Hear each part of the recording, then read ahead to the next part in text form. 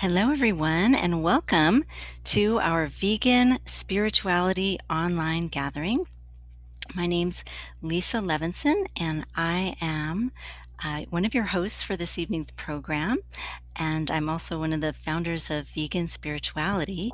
And what we do is we offer forums to explore veganism as a spiritual practice.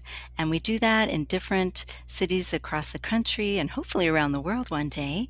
And right now, due to COVID, we're doing a lot of online programming. And this program we've had before COVID started. We were really trying to reach out to vegans across the country and to have this opportunity to gather and to explore veganism as a spiritual practice. So it's really my pleasure to be with you this evening and also to introduce you to my co-host, Judy Carmen. Hi, Judy.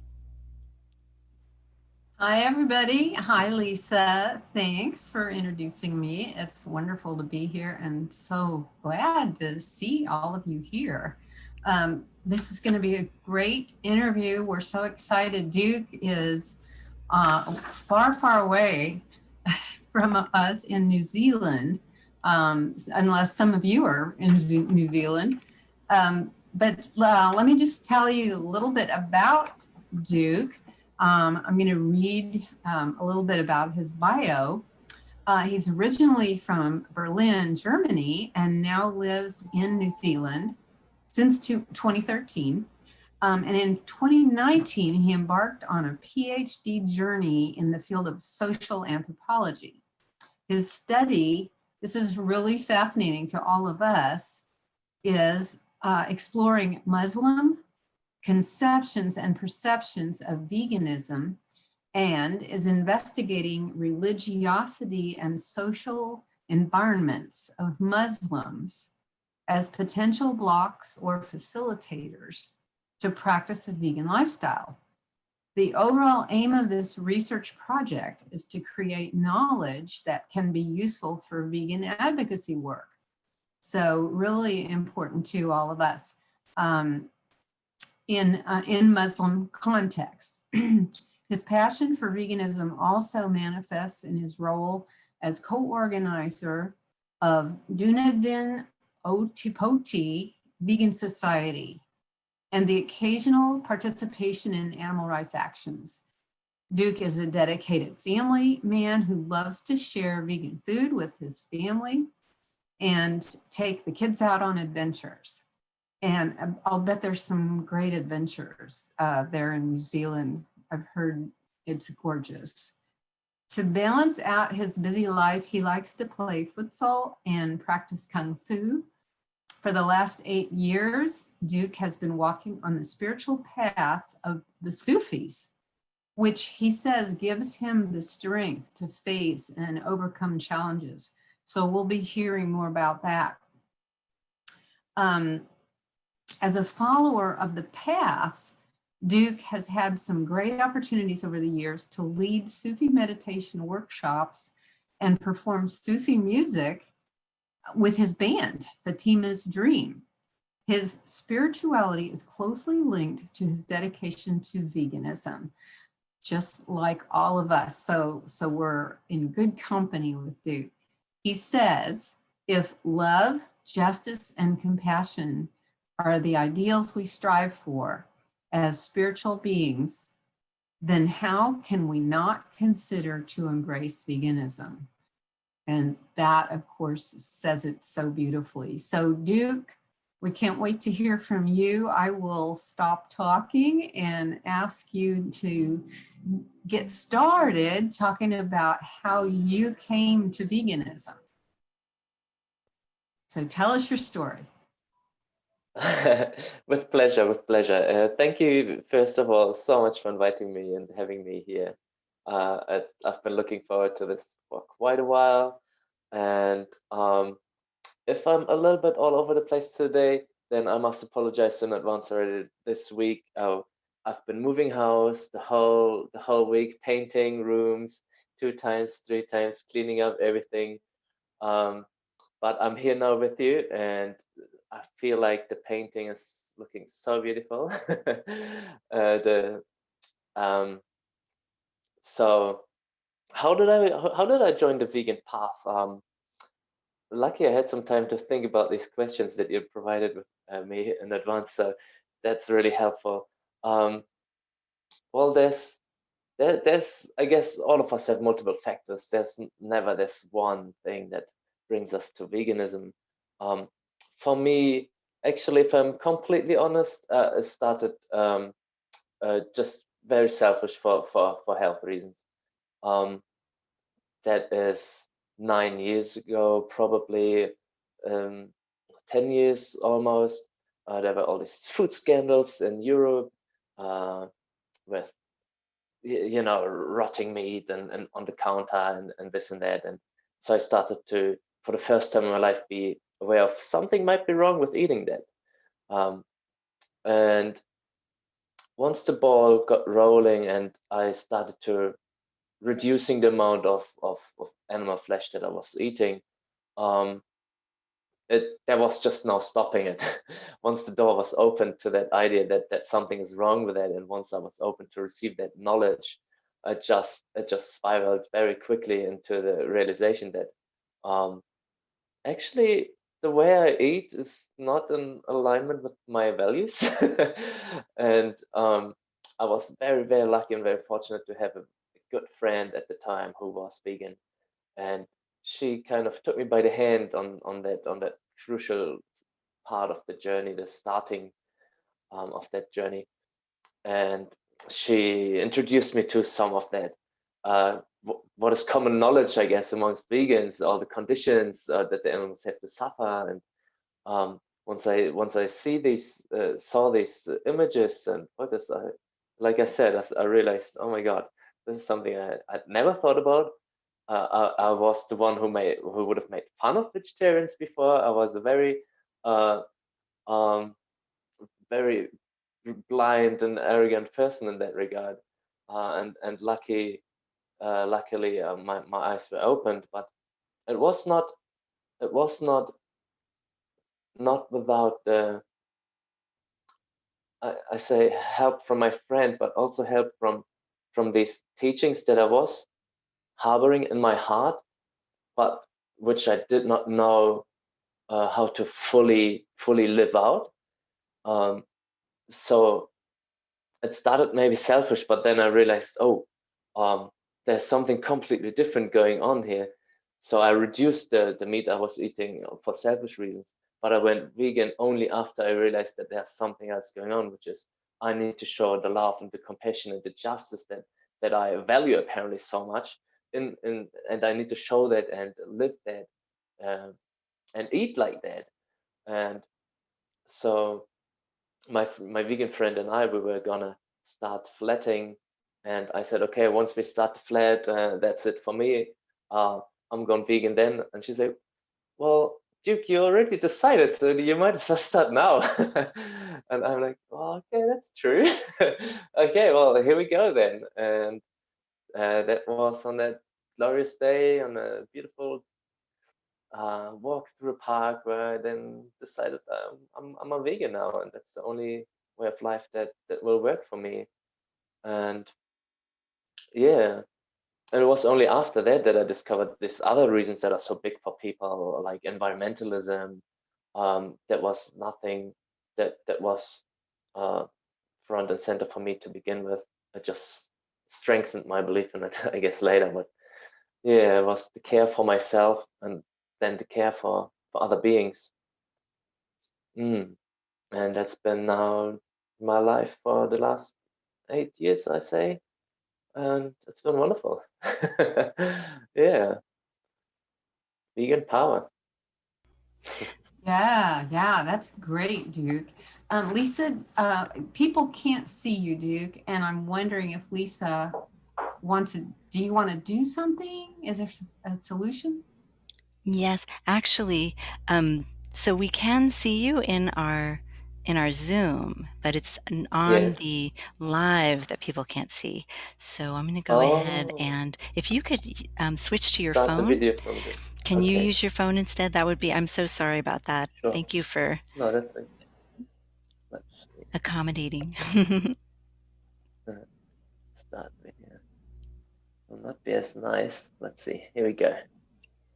Is that better? Oh, there. Good. Does that Kia help ora. everybody? Kia ora is how we Um, say hi here in New Zealand, by the way. what is it? Kia ora. I think I've Kia mentioned that a ora. few times in our emails, and you were like wondering. Yes, right. Yeah. Yeah. Perfect. Beautiful So thank you word. so much. Yeah. So, what time is it there, Duke? Just 2 o'clock in the afternoon, quarter past. Oh, okay. But it's Not as far apart Friday. as I thought. Oh, okay. Very All far right. apart. That Yeah, is, God, that's wild. Yeah. Because it's, yeah, for me, it's 7 o'clock here in Kansas, yeah, 7 p.m. So, yeah, yeah, I'm sure we've got people at all different hours listening yeah, in. So, okay, so I wanted to ask about your research. I know everybody's going to be fascinated about all this. You're researching into Muslim ideas of yeah, veganism, and it definitely sounds like things we need to know. You know, any of us who do know Muslims, so yeah, that we can talk to them intelligently about what how that religion is related and in mm, sync with veganism, which really all religions are, basically. But I think you've probably found a lot of literature to show that there is synchronicity there between veganism and Muslim. So tell us what you found so far and how far along you are in your, is it a PhD yes, yeah, dissertation that you're yeah, doing? yeah, Okay, wow. yeah. All right, this is So wonderful. So this will be a book. it will be a book. For yes, Yes, yes, that it's a book and a that I very was meant to important write book. since I was born. Yeah, Yeah. yeah. Um, so yes, this research is really where I put my heart and my passion into. Um, and I, oh, and I am just in my second year, so I have not done a full data analysis. I can't present you beautiful images with all of the results, but the trends are already there, and I can talk about that. I can also talk about the groundwork, the research that I've been doing, and as this PhD carries over from my previous postgraduate dissertation, there is also some I can say about that. Um, and yes, my PhD is about Muslim perceptions about veganism, and I guess the aim is, like you said, yes, to gather that knowledge that can help us spread the word about veganism and amongst Muslims primarily. But I think there's going to be some general knowledge as well established from that that will help beyond the Islamic realm, that will help any spiritual person or even non-spiritual people, because some of that is just very fundamental. So, like you said in your introduction, I'm looking at two factors that might influence a Muslim's ideas and willingness to become a vegan. One is their religiosity, and the other one is their social environment. So I came into that PhD journey with a little preliminary survey that I had done for my postgrad dissertation, and I had asked the people there, the Muslim vegans. I had about just under 50 taking that survey, and I said, why are you vegan?" And well, not surprisingly, the most common answer was animal rights, concerns for animal rights. About 95% or so said that's it. And so that's definitely established as the main reason for this cohort of people, at least. I can't unfortunately generalize that, but I think that's the trend that we can identify. And environmentalism ranked second with about 70%, closely followed by uh, concerns for personal health. and social justice was, yeah, these three were quite close, maybe at 60%. But I also asked them, well, did your religion play a role? And about 50% said yes. So it, from those numbers, it seems like for some it is an important reason, and for others it's not.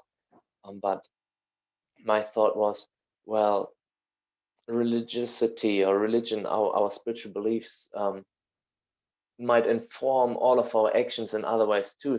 So if I say I'll care for our animals, then maybe that's to do with my spiritual values. So my thesis is that religiosity might actually be more important than just for 50%, that the other percentage might also carry over some importance from their religious views. So for my PhD, I wanted to really focus on that. What are the ideas um, on the one hand, but also what kind of Muslims go vegan? What is their what kind of groups do they belong to, so that we can, as advocates, start working on those who we might have more success with, and then roll it from there. So is it knowledge that makes a difference, or is it the affiliation, Sufi, Shia, Sunni, or whatever, that makes a difference? Is it the practice? Is it only the very devout who pray 5 times a day, every day?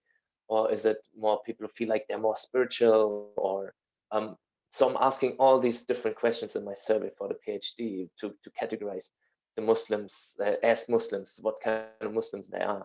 And I have not looked at that whole data set yet.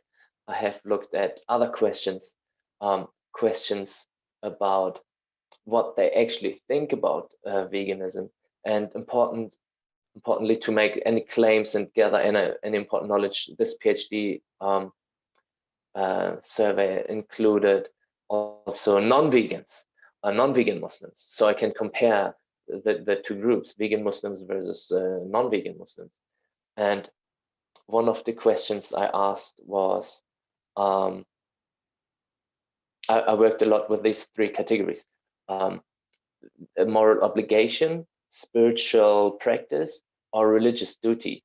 So I broke down all the different aspects of veganism into these categories and asked, well, do you think caring for animals is a moral obligation, spiritual practice, or religious duty? Or do you think environmentalism is 1, 2, 3, or caring for social justice? And in the end, I asked, so is veganism an obligation or practice, or an duty? And surprisingly so, I had many non-vegan Muslims also say that they perceive this as a duty, as a religious duty, 10%. And I had about 150 people in that survey. And if we can extrapolate that to a bigger population, then we have a huge amount of Muslims potentially that believe this is actually the right thing that we ought to do. And this was a big finding where I was like, really, I was like shocked. I was like, these people have a very positive idea already about veganism, and that it's a good thing, and that it's an obligation and even a duty for them to do that. So I guess this this might be worth a whole lot in terms of advocacy, to just have that knowledge that we don't have to establish things right away as something new. People know it already. We just need to make it accessible and easy for them. So that's one of the big findings already that I had just by preliminary scoping that data set that I had. Another basic thing probably that's important is that there's all kinds of different Muslims. There's a huge variety of Muslims in general, and also vegan Muslims. It's not going to be, oh, all vegan Muslims are this and that. It's there might be some trends when I look closer at this data about religiosity, but from what I saw from my last study in the postgrad dissertation, there's a huge variety. There's and so it's not going to be a one-size-fits-all approach with vegan advocacy amongst Muslims, unfortunately, but that might also make it more fun. Yeah.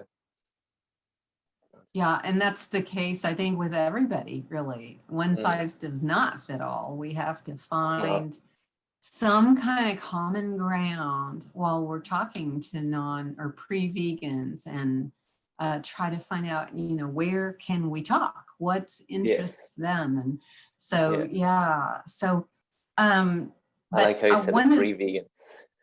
yeah. Yeah, Well, because the year 10% is showing yes, us, yeah, I imagine, like you said, it extrapolates out to the general population probably, because just about, not everybody, but just about everybody knows what it is now. And most people will say that they love animals, they care about yeah, animals, they don't want to harm animals. They yeah, just don't put it together that they are harming exactly. animals when they eat Yeah, them. yeah. So, but Like you were myself when I saying, was growing up. yeah, Yeah. you were saying that you'd come across some ideas that are blocking some Muslims from becoming vegan. What are Yes. some of those? Um, there is the idea which I I thought originally might be a big block, but now that I have this new data, I'm not so sure anymore. But I'm going to talk about it anyway. It is the idea um, of um, human exceptionalism. Sorry, um, that humans are created by God as something more special than the rest of creation. And for Muslims, that is captured in the concept of Khalifa. And this is a concept that probably the majority of Muslims believes in um, to different degrees. Some don't, of course. I mean, when you talk about Muslims, we got to be aware that there's lots of secular Muslims or people who just grow up in a Muslim family or in a Muslim country. They're not necessary. They're still going to be called Muslims usually, or calling themselves Muslim maybe. Um, that's just maybe some basic information that we need to keep in mind when we talk about my research particularly, but also about yeah, Muslims in general. So, but this idea of Khalifa, humans as the vicegerent of God on earth, we have the same idea, I guess, in Judaism and Christianity, this idea of dominion. I mean, it's not dominion in Islam, it's more this kind of vice regency, um, from which come those special rights and come these special responsibilities also. So I thought, well, okay, that's it. That's the clear blow. You think you're so much better, then you're not gonna adopt veganism for that reason, because maybe I was coming from the secular Western assumption that uh, anthropocentrism, human supremacy, this is what we critique, this is what we reject as vegans. But this new data shows that lots of um, lots of vegan Muslims believe in that still, but they take it into a different direction. That they are, I guess it's been called benevolent anthropocentrism, uh, where they where they have yes, maybe Khalifa is a thing, maybe we are more special, but that does mean that we actually have more responsibility to be better and help when we can help. So rather than a block, which I originally thought, it can also be an encouragement, and that's quite paradoxical. Sounds quite paradoxical, um, but it makes a lot of sense in some ways. So that's going to be a tricky thing to to write up in my analysis, because for sure, every vegan Muslim would have heard that argument used in the other way. Uh, I've heard it in so many conversations when I said, "Oh, I'm Muslim," but Duke, eating meat is allowed. Like we're Khalifa, you know. It's like it's within our rights. We it's all given to us. It's here for our pleasure. I was like, well, my, what do you say to that? But now I have something to say to that, and that's really good. And I guess lots of Muslims were struggling with that. There's these theological um, arguments that are just end of the conversation for some people. So that's going to be one of my main findings. Religiosity can be either a block or an enabler at the same time. So I got to find out, and hopefully I'll ask the right questions and I can figure it out. What makes a difference for the person to take this concept into this direction or to that direction?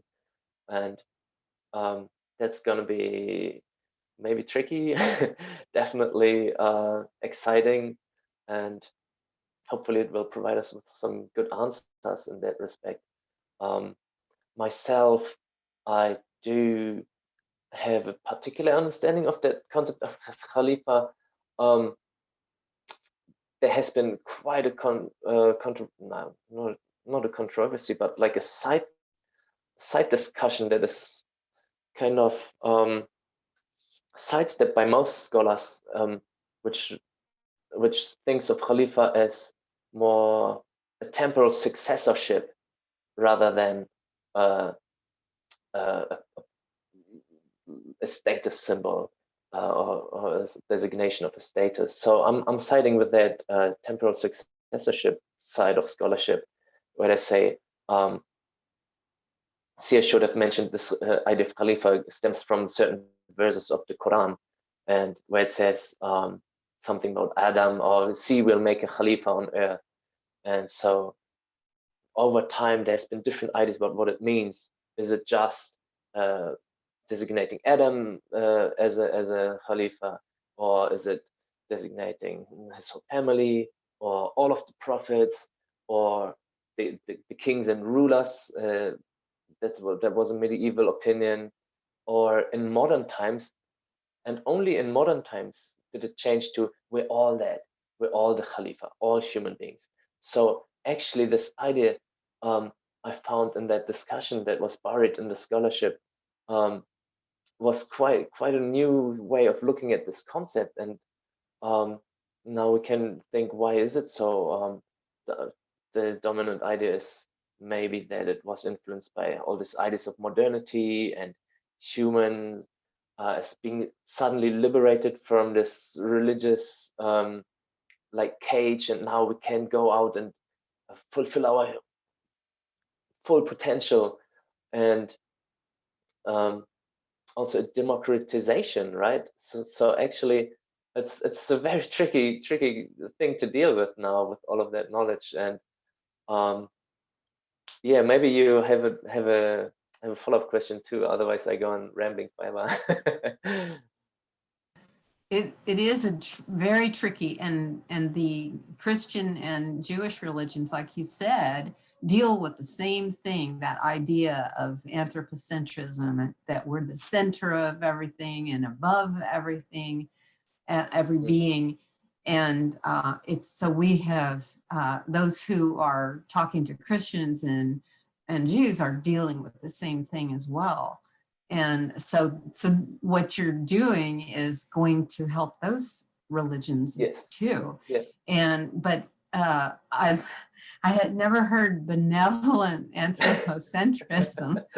That is very interesting, and it kind of goes along with the idea of dominion, meaning taking care of rather than dominating. But for centuries, as we know, it has been turned into a word that allows people to dominate animals and other human beings and nature. So, so yeah, we have a long way to go to deal with that idea. And like you said, how do you get somebody to go towards the benevolent instead of over here where I'm just going to keep dominating? So, but you also have come across, sorry, could I just Muslim values. Yeah, go ahead. I just realized that I didn't finish an important point. When I said me personally, I'm with a scholarship that sees Khalifa as like a temporal successorship. That means that humans as a species only that there was different species on this planet before, and when God said in the Quran that we're going to make a Khalifa, then it just means that there was some before, and there's a new species coming into this world. So the Quran can be interpreted in quite evolutionary ways. Maybe that's a surprise as well. Yeah, but sorry. That's interesting. Yeah. So we're just successors and somebody else is coming along, maybe. There will be. That's the theme in the Quran itself, that the Interesting. population's coming and going, Mhm. um, and the successful ones are those that follow the spiritual values the best, and Yeah, yeah. beautiful. So So what that's are my some of angle, I guess. Yeah. those values that are that in the Quran Mm, that do support veganism and yeah. living in harmony with other Yeah. animals and doing no harm? Yeah. Um, so um, there in the Quran there are 99 names of God mentioned. It's also said that there's infinite more names, but 99 are explicitly mentioned, and there is some of them that are mentioned over and over again. And in fact, every chapter except for one starts with two of those names. Uh, and when I say names, I also mean attributes and qualities that describe God from a kind of Islamic point of view. And those names are Ar-Rahman and Ar-Rahim. So you might have heard this Muslims starting to say something. You say Bismillahir Rahmanir Rahim, which means in the name of God. And then those two names, the most merciful and the most compassionate. And so now we can just pause right there and say, okay, these are two names that are at the core of the Quran. When every chapter starts like that, and every time we invoke God's name, we say these two qualities. And so it is painfully obvious that these values are essential for Muslims, for us on a spiritual path, to think about them, to find their meaning and what they mean for us. And I guess in terms of veganism, I mean, it's answers itself. I mean, compassion is not everything that drives veganism, but it's certainly one key aspect that can help us to become vegan and to maybe flip that switch from being a tyrant to being a benevolent caretaker, um, if that's what people think of themselves. Um, so yes, it's compassion, it's mercy, it's front and center in so many sayings as well of the Prophet, um, which are recorded in Hadith literature a couple of hundred years after his death. Um, so justice, justice is however another thing. I think sometimes I feel like compassion. The first few years, all I thought about veganism was about, in terms of compassion. It was only in the last few years that I thought about it more in terms of justice. And because mercy is maybe expressing uh, still that status difference. I'm here. I can show you mercy. I can show you mercy. You're down there. I'm up here, and I have the means to give you mercy. And that's a reality. Okay, we are the dominant species. I mean, the destroying species. And we have power and privilege, and we have voices, and we can give mercy. We can make that choice. Um, but really, where we want to get at, I think, is that feeling of justice and injustice, which is so important in Islam too. Um, Justice towards all beings is really emphasized, and so I think it's those two combined, compassion and justice, that from my point of view are very important ideals in Islam that are 100% aligned with veganism. Um, Yes, justice. That's what we need, more justice. Yeah. Oh, There's that's the, beautiful, Duke. Thanks. yeah, yeah, um, there's a little saying, it's more into the compassion realm, but I wanted to mention it just before. Um, so this, um, maybe it's also a bit about justice. Let's see. So it's one of these stories about the Prophet Muhammad. He goes out for a walk with some of his followers, and like an extended walk, like a hike, maybe you would say it. And so they get to rest finally after hours um, under a tree, under some trees. You know, we're talking about desert environments, so they will really enjoy the shade.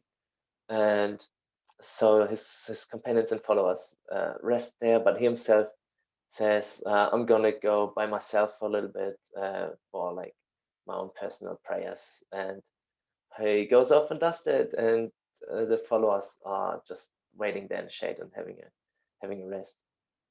Now what happens is, after a while he returns and he finds his followers have taken, I think there's different versions of the stories. In some stories it's the eggs, in other stories it's the young birds of a nest that was in that tree. And um, and the prophet sees that and is utterly shocked, and he said, what are you doing? Like, you have to take these eggs back, or these birds back. Like, can't you see the mother bird up there and what kind of distress she is and what you're doing to her? And so he really admonished them for what they did, and they had to put it back. And um I think uh the story just abruptly ends there. But I think we can read this from a vegan understanding, both in terms of compassion and justice, or lack of compassion first from the companions, and then the teaching of the prophet is to just leave them alone, because animals have feelings and animals have rights and animals are social beings that are gonna miss each other. And um, so these ideas are there all over the books in Islam, that yeah, just what I just said, that animals are social beings. There's a verse that in the Quran that says there's not a being on earth or a species that doesn't form communities like yourself. So um, and then we can talk about social injustice when we talk about animal rights issues as well, because they are social creatures. And lots of Muslims believe so strongly in social justice. I mean, the Arab Spring, you know, we all remember how millions of people in the Arab world were going on the street demanding justice. So that's a big value that is there. And when we just start to see animals as social beings, that might that might flip a huge switch there for people and their awareness and their own worldview, I guess. So there's a lot that we can take from the books, from the scriptures, from the traditions, and we just need to reinsert that into people's consciousness, I think, because the way people see beings and other animals um, is not as we should as Muslims, and as respectful beings. Um, so I'm really hopeful that we can reinsert some of that spirit, some of those teachings, uh, yeah, back into the Muslim heart and Muslim mind. And yeah, um, let's pray all for that, shall we?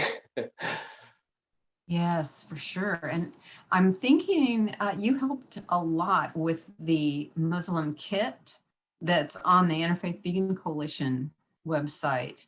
And I think some of those passages that you're talking about were in that kit, I Yeah. believe. And so anyone who wants to go to the Interfaith Vegan Coalition website, you can find the kit that Duke put together for us, and that can be used by anybody. So yeah, and in your book, when it comes out, we'll have even more I will to have work all of it. with. No. We'll just have a little bit. So now you As much as I practice can fit. Sufism, right? That's right. Yeah. So, and that's how is that related to Muslim? And I know you have a band. We want to hear about that. But Oh, is yes. Sufism is a more of a mystical offshoot of Muslim, right? Yes. That's how it's often been described and characterized. So it's more Sufis tend to be vegan. That was a hypothesis from a different author that I followed up in my preliminary study for my postgraduate dissertation, and it did check out there. It seemed to be the case. Most Sufis were greatly overrepresented in that sample. On a global population, we think about, I mean, the numbers are varying, but we think about 5% of Muslims are maybe self-describing as Sufis. But in that sample where I just, it was just anybody could join it, but I had more than 20% Sufis in that sample. So maybe there's something about that spiritual path that that enables the follower to be vegan. And I think there's lots of explanations for that. Sufism is yes, it's a spiritual path. It's a mystical path. They say it is a branch of Islam. That's how it's described, which goes beyond the surface of things. I guess for those of you who are familiar with mysticism, that's self-evident, but maybe not everybody is. So for this Islamic mysticism, we see everything in terms of, well, there's a surface of things, even the text, there's a surface meaning of words, and then there's a deeper meaning of words, and there's a deeper reality behind this room, this what looks like a storage room a little bit. My own office is a shared office. It looks a bit nicer, but I get a bit quiet there, so I moved into this tutor's room here at the University of Otago. But yes, so the deeper meaning of things is what fascinates Sufis and what they're yearning for. So well, and that might also be a cue to these issues of that we see of fundamentalism. You see, right, there's different ways to approach the scripture, and one is to just look at the surface, and the other one is to go beyond and combine the surface with the beyond.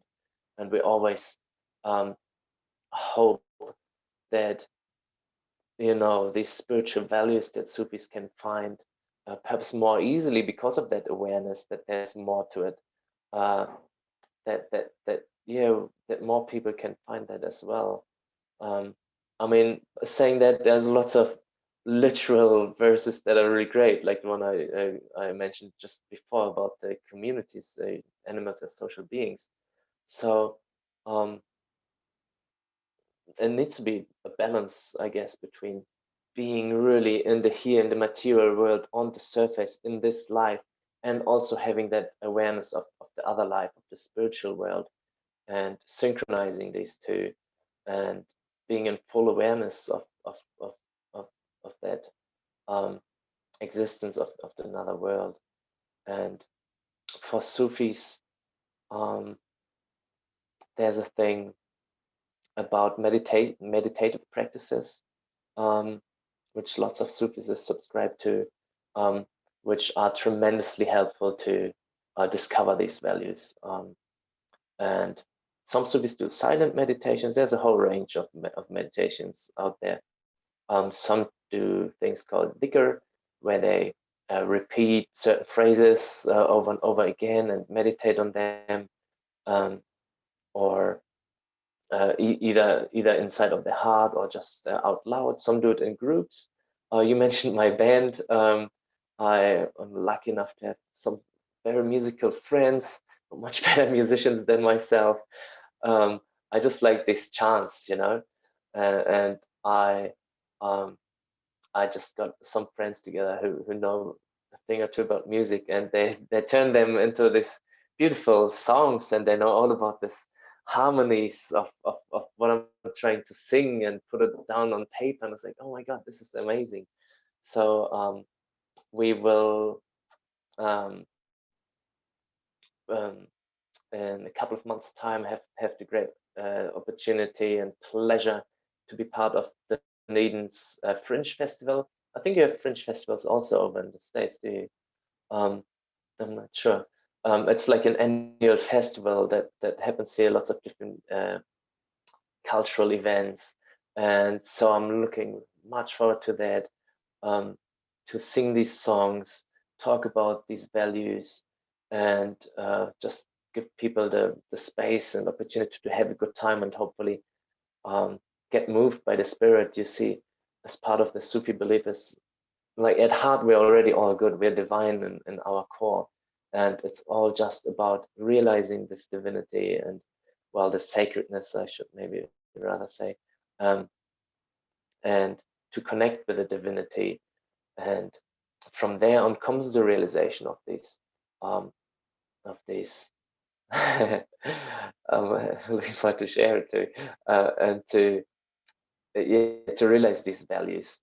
And so these meditative practices, be it sitting silently and listening to the wind, or be it chanting these songs, or be it dancing, and all of the above can help a lot. And it's also what helped me to begin with. I mean, that was your first question. I kind of didn't mention any of that, but we got there in the end. Yes, I became vegan at the same time that I became a Muslim. For me, I had a few very deep, transforming experiences that kind of literally changed my heart. I had this one crazy dream where just my heart was literally taken out of my chest and washed and put back in. And yeah, I did wake up with the taste of blood in my mouth, but it was a very intense transformation that was happening there for me. And now that you all know me a little bit better, I'm confident to share that. Yes. But was there another question, Judy, before we run out of time? Oh, that was, thank you for sharing that very personal experience. Wow, that's really, really amazing. And Yes. it led you, or I think you're saying it led you to Muslim and Yeah, to veganism at the same yeah, time. yeah, Yeah, that's so yeah. that's a wonderful story that it would be, um, if we had more time, we would want to hear that. But I'm thinking, I'll bet some people have some questions. We've got Yes. about 10 more minutes, and I want to be sure people have a chance to ask you, because I've been kind of taking all of their time, and it's their turn. So Lisa, Yes. can you open up Sure. for Yes, of questions? course. Of course. So, if anyone has any questions, you're welcome to type them into the chat box. If you're with us here on the Zoom, you can also find the raise hands button. And if you do that and you'd like to join in and share your video, I'll promote you to a panelist and you can do that. Or just you unmute yourself. Those are the three versions of having questions. So we'd love to hear from anyone who has questions or a comment.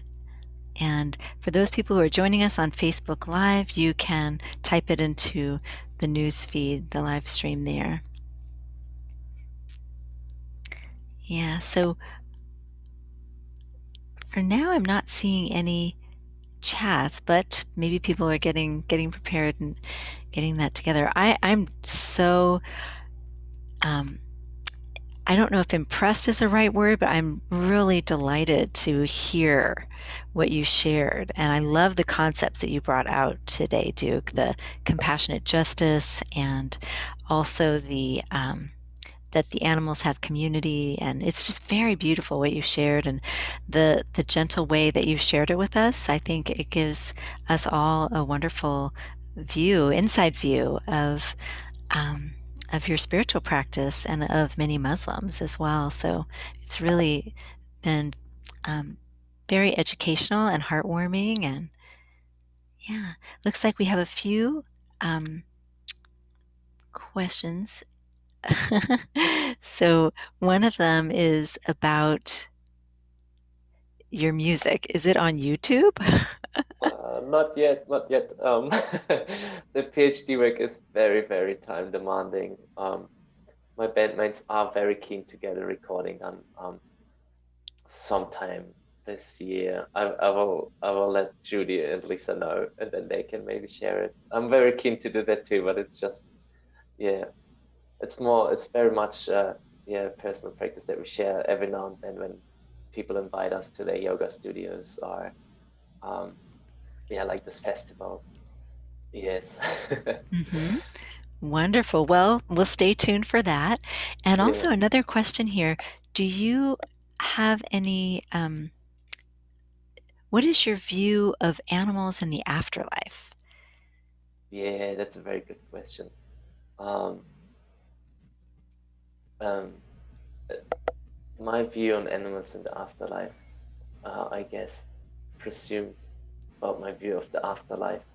Um, and I guess that's a question where I just I mean, there's lots of stories about the afterlife in the Islamic tradition. There's gardens and where all the believers have all of the pleasures, and you know the unbelievers have all of the displeasures and discomforts. And I'm really at the point in my life I'm not very sure about my take on all of these stories. I believe that this is not all. Of course, there's an afterlife, and what form and shape that takes, I'm not sure. But I do believe that animals as beings um, have individual personalities, have have spirits, and that um, whatever that their spirits go somewhere afterwards as well, just like our spirits, and how it looks there, and um, that's a thing that I just yeah, I just wouldn't be able to say. Well, I love the vision that you're painting for us is really beautiful. We have also a question from Frank, and I'm wondering, Frank, I'm going to allow you to talk if you'd like to unmute yourself, and if you'd like to share, um, I can promote you to a I saw a panelist. question. Somebody asked whereabouts in New Zealand I am. Yes, Dunedin, very much in the South Island. Um, yeah, sounds lovely. it was very And lovely. We had a beautiful week, so much sunshine. Yeah, just amazing. Ideal weather for painting your house. oh, how nice. Yes. Well, let's see. We have Frank. We'll see while he's getting his everything ready. We'll see. Oh, here he is. Hi, Frank. Can you unmute yourself and then ask your question?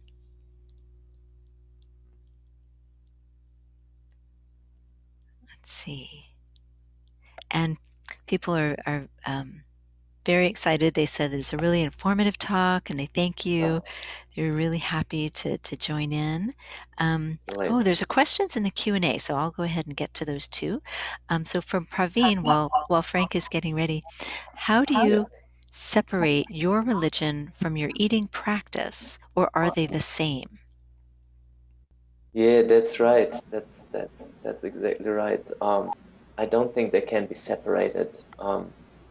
And they shouldn't be. That's the big point I'm always trying to uh, gently drill down into my Muslim conversation partners that we cannot separate the two.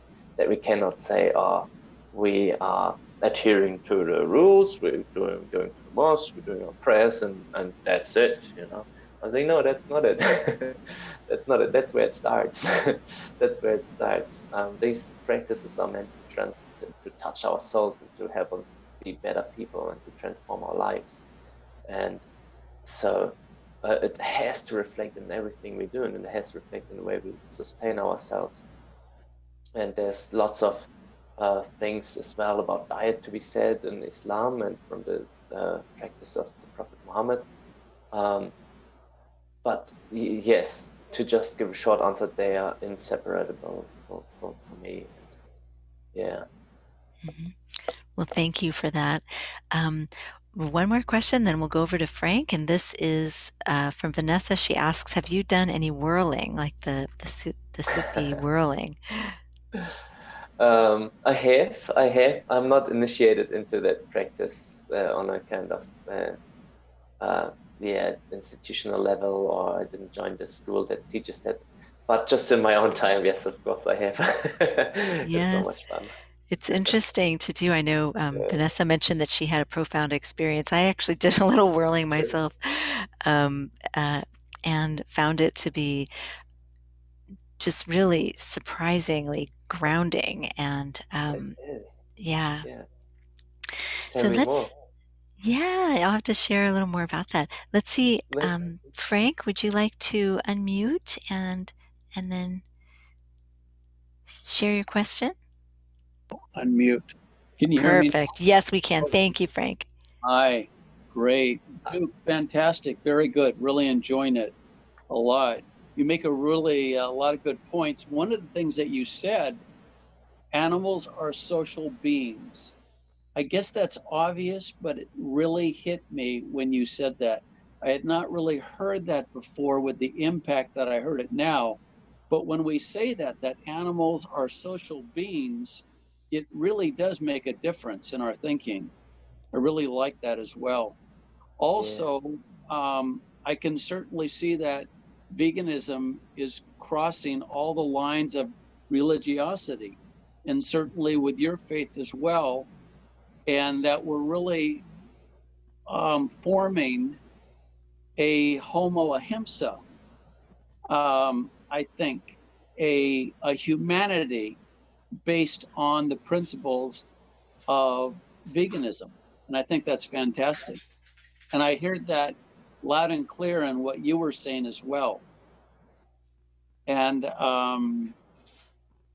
yeah, and I also liked the aspect, the human exceptionalism, which is the same, I suppose, as speciesism. Is that yes, correct? yeah, Uh-huh. Yeah, so those were all very good points. I know that when the vegan spirituality, and Lisa and a few of us others, we spoke on a panel, we had a very hard time finding any vegan Muslims. yeah. And that was about 3-4 years ago. But it seems like there are so many more Muslims that have taken on the path of veganism. Do you see that as well? Yes, absolutely. It's definitely a thing that's happening, and also in terms of research that's been doing, I'm in contact with two other vegan Muslim researchers. We have this little network working. There's going to be more, but it's just about finding each other, right? And so we're starting to build this network of vegan Muslim researchers, and hopefully we can synergize our efforts and be very effective in getting our research done and getting out the word out. And in it, yeah, in the Muslim world, it's definitely a thing that's picking up. There's and there's um, big It's money behind it too. There's, if you've heard about the vegan Muslim prince from Saudi Arabia, who was one of the main sponsors of Beyond Meat, right? This thing would not have happened maybe without him. So thanks to this guy, I don't know how spiritual or religious this person is, but um, so and he wants to open all these vegan restaurants now all over the Middle East, and yes, absolutely 100% certain that this global trend that we see of veganism picking up and exploding and going wild, and that's also happening in the Muslim world. Yes, and thank you very much, Frank, for your comments. I really appreciate that. Yeah, Oh, absolutely. Yes. thank you. Thanks so much to you, Frank, for pointing out the highlights from today's Yes. discussion. And also, I wanted to just invite, because we are towards the closing of our event tonight, and wanted to know, Duke, if you'd like to offer any kind of closing prayer or blessing, you're welcome to do that.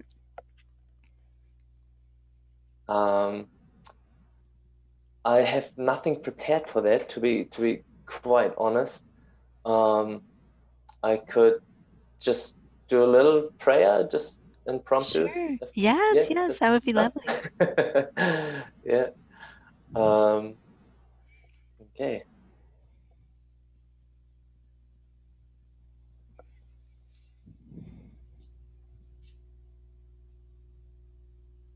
Bismillahirrahmanirrahim. Oh God, fill us with your light, fill us with your love, fill us with your justice, and fill us with your compassion. Make us vessels for your goodness, and make us strong in the face of opposition. Give us courage when we have problems, and give us determination when we're in doubt. Help us each and every step of the way, because this way is no easy way, but we're here and we're ready, and bless this path.